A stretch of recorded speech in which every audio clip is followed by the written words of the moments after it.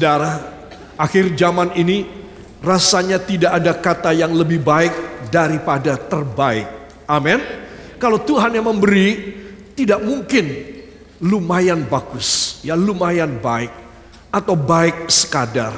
Tapi kalau Dia memberi kepada saudara, Dia memberi kepada saya, itulah yang terbaik. Amin. Itu sebab belajar anak-anak Tuhan, belajar bergantung kepada Tuhan, belajar menyerahkan hidup kita, belajar meletakkan cara berpikir kita, cita-cita kita sendiri. Saya yakin ini tidak berarti saudara tidak usah sekolah, saudara tidak usah kuliah, karena harus diletakkan cita-cita. Maksudnya adalah semua yang tinggi, yang baik, yang mulia, yang saudara dan saya mencita-citakannya, taruh di ujung kaki Tuhan, serahkan kepadanya, bikin dealing dengan Dia. Saudara tahu apa artinya dealing? Kalau saya tidak mampu bersekolah lagi, kalau umpamanya orang tua saya tidak mampu menyekolahkan saya, mengkuliahkan saya di kampus, saudara, maka saya harus cari dealing. Siapa ya perusahaan yang bisa sponsori saya ya? Apakah Kementerian Pendidikan?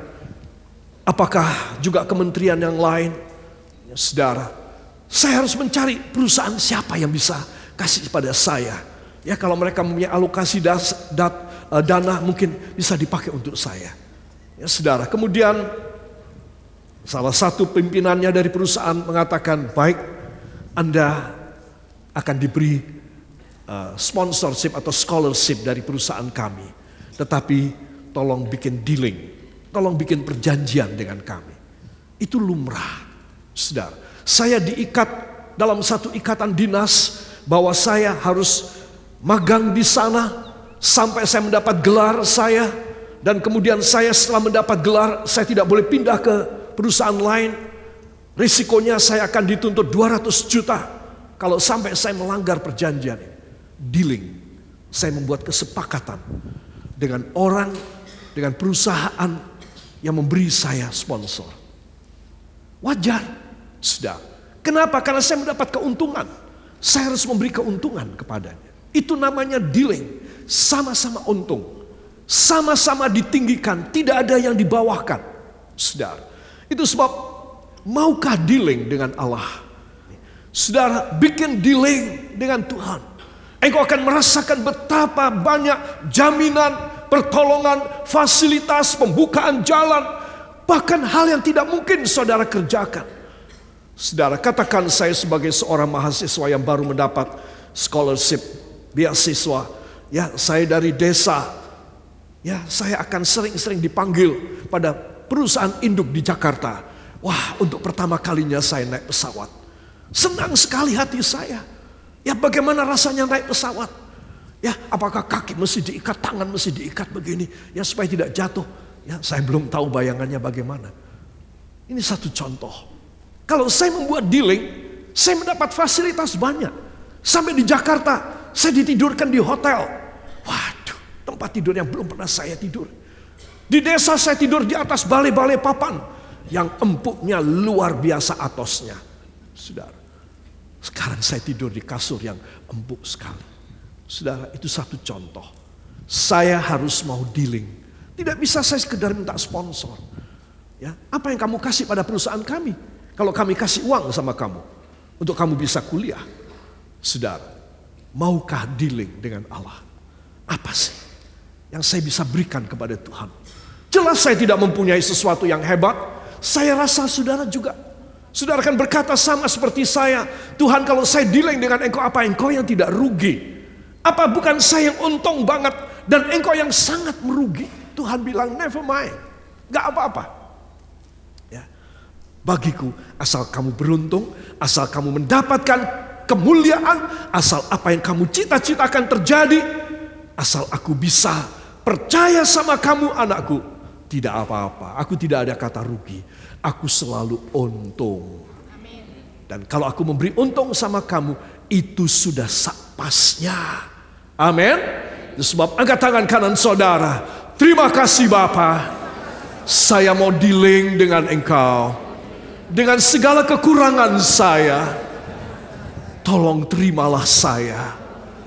Saya mau dealing dengan engkau. Saya mau komitmen dengan engkau. sepanjang hidup saya, jadikan luar biasa dalam nama Yesus. Ucapkan terima kasih engkau yang percaya. Terima kasih Bapa. Kami sangat bangga, terharu, dan bersyukur karena di pihakmu lah sebenarnya yang rugi bila kami mengadakan dealing dengan engkau. Tetapi engkau begitu mencintai kami. Hanya di dalam nama Tuhan Yesus Kristus, Juru Selamat dan Penebus kami. Kita yang percaya mengaminkan. Amin. Haleluya. Para kekasih, marilah saya ingin mengajak saudara untuk membuka dari Alkitab kita, dari 2 Samuel pasal yang ke-7. Ada ayat yang agak panjang, saudara. 2 Samuel pasal yang ke-7. Ayat yang ke-18 sampai 21. Saudara, kita akan baca. Kita mulai dari judulnya bersama. Siap? 1, 2. Doa syukur Daud. Lalu masuklah Raja Daud ke dalam. Kemudian duduklah ia di hadapan Tuhan sambil berkata, "Siapakah aku ini, ya Tuhan Allah, dan siapakah keluargaku, sehingga engkau membawa aku sampai sedemikian ini, dan hal ini masih kurang di matamu, ya Tuhan Allah. Sebab itu engkau telah berfirman juga tentang keluarga hambamu ini dalam masa yang masih jauh, dan telah memperlihatkan kepadaku serentetan manusia yang akan datang, ya Tuhan Allah. Apakah yang dapat dikatakan Daud kepadamu lebih lagi daripada itu? Bukankah engkau yang mengenal hambamu ini, ya Allah? Oleh karena firman-Mu dan menurut hatimu, engkau telah melakukan segala perkara yang besar ini dengan memberitahukannya kepada hambamu ini. Amin. Sebentar, kalau saudara membaca 4 ayat ini, kesan apa yang pertama-tama saudara tangkap dari doa raja yang luar biasa hebatnya ini? Kesan apa? Apa kesannya? Arogan, congkak, rendah hati, penyerahan diri. Apa? Kesan apa yang saudara tangkap? Halo? Apa? Rendah hati. Coba. Harusnya saya, rakyat jelata, yang mengucapkan kata-kata begini hebat di telinga Allah. Tetapi raja yang besar, Alkitab mengatakan namanya pun membuat deg-degan dan jantungan raja-raja yang lain. Gak boleh telat 1 hari. Gak berani mereka melanggar batas waktu untuk mengirim upeti cepat-cepat kepada Raja Daud, atau hancur bangsanya. Saudara, semua orang kalau mendengar nama Daud takut semua. Coba raja yang begini hebat dan famous, raja yang begitu penuh dengan karisma, kalau datang di hadirat Tuhan, Alkitab mengatakan, maka duduklah, dalam bahasa lain katakan, bersimpuhlah dia. Bersimpuh. Bersila di hadapan Tuhan. Dia mengangkat tangan. Kalau dia sudah begitu, sehari bisa 3 sampai 5 kali. Saudara, istananya dia agak jauh dari rumah Tuhan. Dan dia keluar, dia turun dari singgasana. Saudara, dan dia mencopot dia punya jubah kebesaran, dia punya jubah raja, dia letakkan tongkat kerajaan, mahkota kerajaan, cincin kerajaan, sabuk kerajaan, sepatu kerajaan, dan dia letakkan semua, dia ganti dengan kain belaco, dengan kain mori, dan dia cuma bertelanjang kaki masuk dalam rumah Tuhan. Saudara bisa bayangkan, kalau dia bersimpuh di kaki Tuhan, ada 4 hal besar terjadi. Saudara, apa sih yang membuat Tuhan selalu ingat kepada seseorang? Kerendahan hatinya. Bila Anda dan saya bisa belajar dari raja ini, Dan seharusnya kita bisa belajar, karena dia seorang raja, sudah kasih contoh. Sudah, kalau saya dan saudara bisa seperti dia, saudara kita mempunyai sedikit karakteristik dari Kristus. Tadi pagi saya katakan, kita nggak mungkin menerima karakter sifat Allah. Itu karakter masif, solid. Tetapi saya kasih tambahan kata ristik.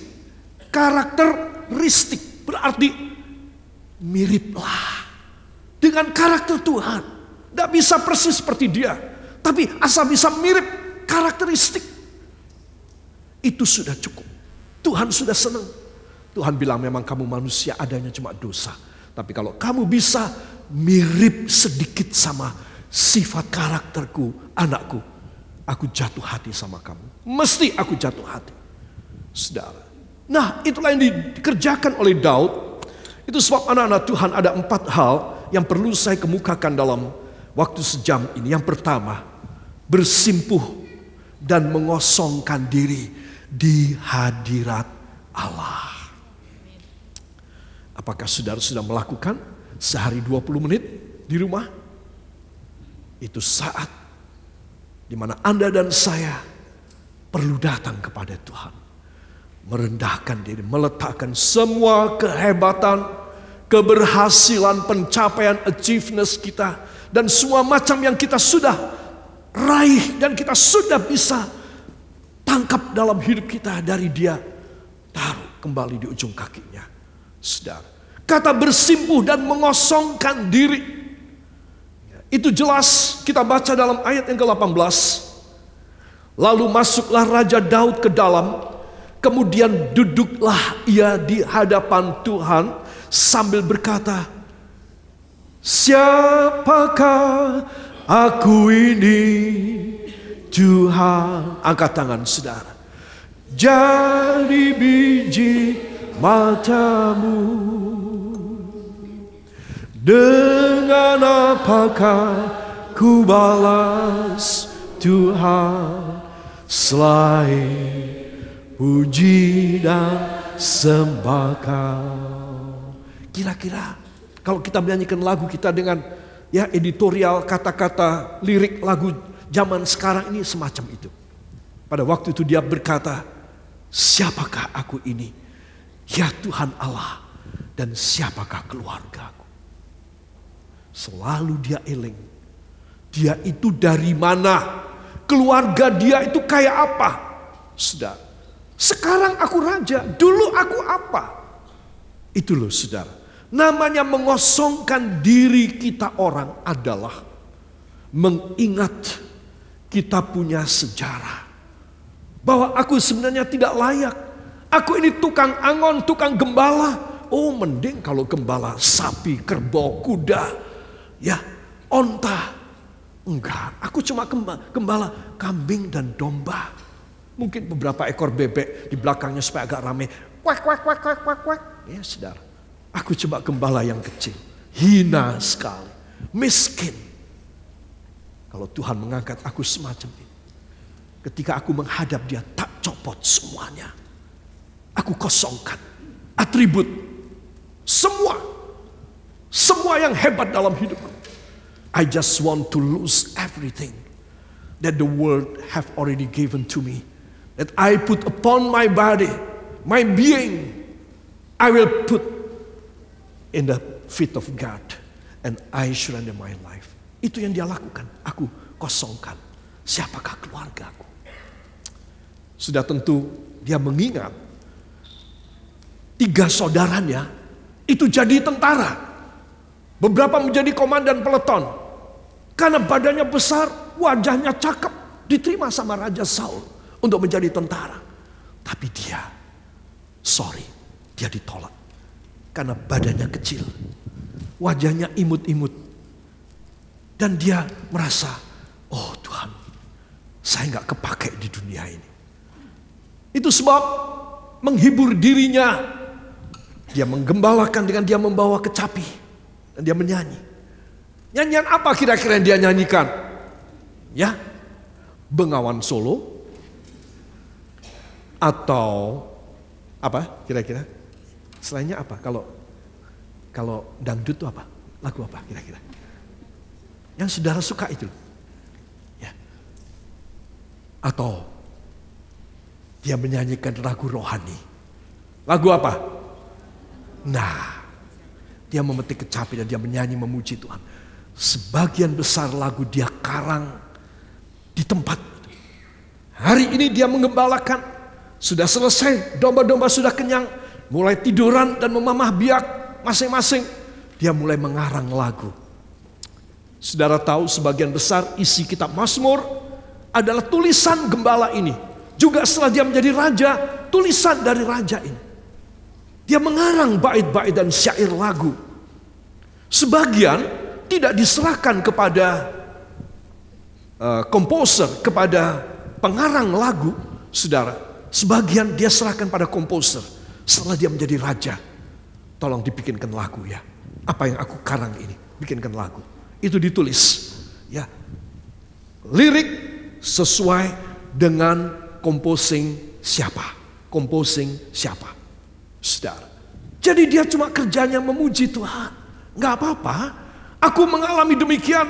Kakakku semua hebat, berpangkat, dijamin oleh negara. Dan aku harus membantu ayah ibu. Dan dari pagi sampai sore menjelang malam aku baru pulang. Tetapi saudara tahu, anak muda ini, dia punya hubungan investasi rohani yang hebat. Alkitab mengatakan, hai anak-anakku yang masih muda dan remaja, adalah baik kalau orang muda menderita di masa mudanya. Adalah baik. Yang percaya katakan amin. Tetapi kalau seorang anak muda di masa muda dia tidak menderita, itu kurang baik. Jadi seorang anak muda perlu menderita. Kurang uang jajan. Ya, baju kurang bagus, tidak seperti tetangga punya, tidak seperti teman kampus kita miliki. Dan pakai gadget seadanya. Saudara, adalah baik. Anak muda menderita. Lihat anak muda ini. Saudara. Namun demikian, meskipun dia dihina oleh kakaknya, tidak begitu dihargai oleh kedua ayah bundanya, dia selalu mengatakan no problem. Ya, kalau sudah ada bahasa Inggris, dia akan berkata no problem. Ya saudara, never mind, it's okay. Saudara, orang ini hatinya besar, seperti Daud.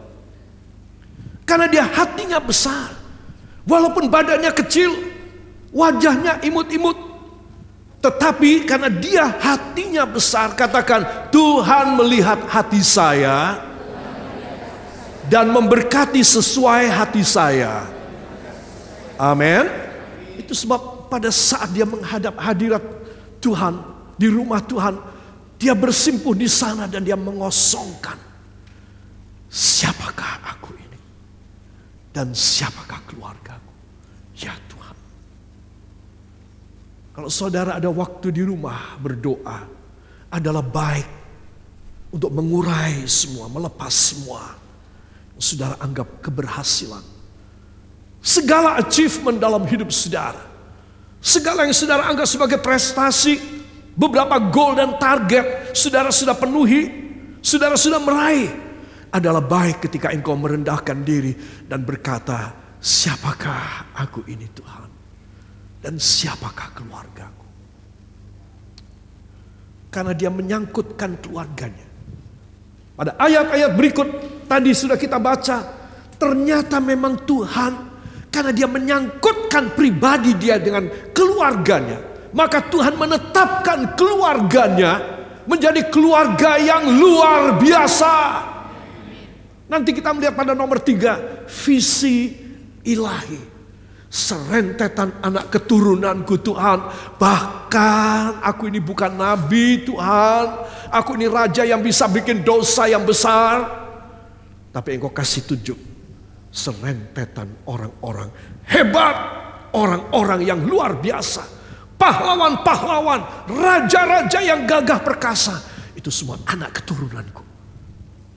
Yang akan bertahta di singgasana setelah aku mati.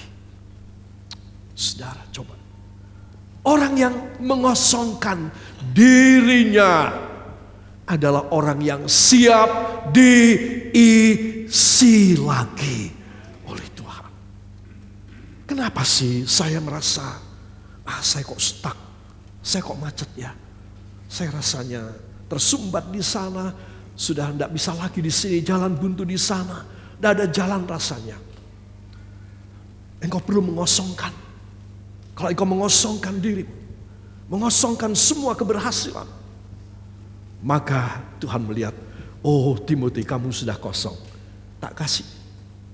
Tapi selama saya masih penuh, saya masih siapa saya, dan saya masih menganggap bahwa saya orang yang berhasil, Tuhan tidak pernah mencurahi saya lagi dalam hidup ini. Isi hamba lebih banyak lagi. Hamba mau sering mengosongkan. Hamba mau sering mengosongkan. Supaya engkau mengisi lagi. Engkau mengisi lagi. Engkau mengisi lagi. Yang kedua nanti kita akan melihat nomor demi nomor ya.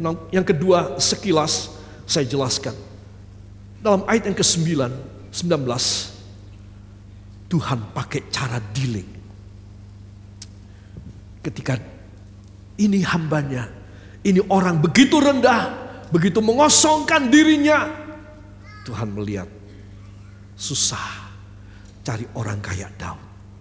Baik, ini orang tak tangkep, ini orang aku sponsori, seperti cerita saya tadi, ya.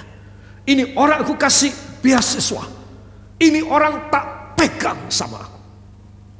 Aku tidak akan lepaskan dia dalam ikatan dinas dengan aku. Aku biayai dia sampai kapanpun dia mampu, aku biayai dia. Saudara, ini yang kedua yang akan saya jelaskan nanti. Ibu-ibu rumah tangga yang mengatakan apakah saya mau dipakai oleh Tuhan seperti Daud, Pak Gembala? Itu terlalu tinggi deh. Saya tidak sempat memikirkan hal tersebut. Asal saya bisa masak dengan baik, cukup uang 1 bulan untuk belanja, untuk bisa mengatur anak-anak. Suami tidak marah karena tetap ada makanan di meja makan. Sudah cukup Pak Gembala, saya tidak mengharapkan apa-apa lagi. Saya cuma seorang nenek yang tidak berdaya atau seorang istri yang tidak berpenghasilan. Ibu, kepada ibu Tuhan mau mempercayai perkara-perkara besar. Apa yang suami ibu tidak bisa lakukan, apa yang anak ibu laki-laki tidak bisa lakukan, ibu bisa lakukan. Bila ibu datang ke hadirat Tuhan, seperti Daud mengosongkan dirinya, engkau akan mendapatkan jawaban-jawaban doa yang luar biasa. Sehingga suami ibu pulang heran, gedek-gedek terus. Kenapa kok bisa ya? Kok bisa? Ada apa Pak? Ada apa Pi? Ya, ada apa Mas? Ada apa? Aku heran. Aku diangkat, aku dinaikkan jabatan, gajiku ditambahi lagi, aku dipercayai banyak. Kok bisa ya? Pada sainganku banyak. Nah, para suami kau harus ingat, ada istri yang mendoakan. Istri tidak bisa apa-apa, tetapi luar biasa. Siapa yang mau menjadi istri yang luar biasa? Tolong angkat tangannya. Laki-laki enggak ya? Siapa mau menjadi istri yang luar biasa? Angkat tangannya. Ayo berdoa. Tuhan Yesus, jadikan saya seorang istri yang luar biasa. Walau banyak tidak mampu, tapi ada satu kemampuan. Merendahkan diri, mengosongkan diri, dan menerima dari Tuhan segala yang ajaib bagi isi rumah tangga saya. Dalam nama Yesus, pakai hidup saya. Ucapkan terima kasih para istri. Terima kasih Tuhan Yesus. Hanya di dalam nama Tuhan Yesus Kristus, Juru Selamat dan Penebus kami. Kita yang percaya mengaminkan. Amin. Semua beri tepuk tangan. Ini yang membackup, ini yang menyokong suaminya. Ini yang membuat seluruh rumah tangga bersuka cita. Para wanita, itu sebab contohlah Raja Daud ini ya. Itu yang kedua nanti akan saya sampaikan.